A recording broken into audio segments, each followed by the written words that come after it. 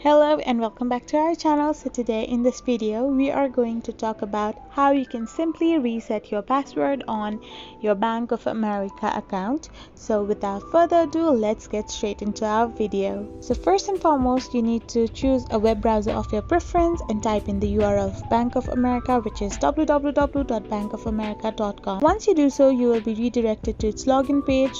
There you need to click on login and you will be redirected to this kind of interface. So now here you need to simply type in your username which you had used to create a Bank of America account. Once you type in, you need to simply click on forget ID and password, which will redirect you to this interface. Now all you need to do is type in the last 6 digits of your card or account number. Once you are done filling this, you have to fill in your social security number or tax ID number. Once you are done filling both the credentials, you need to simply click on continue and you are all set with your resetted password.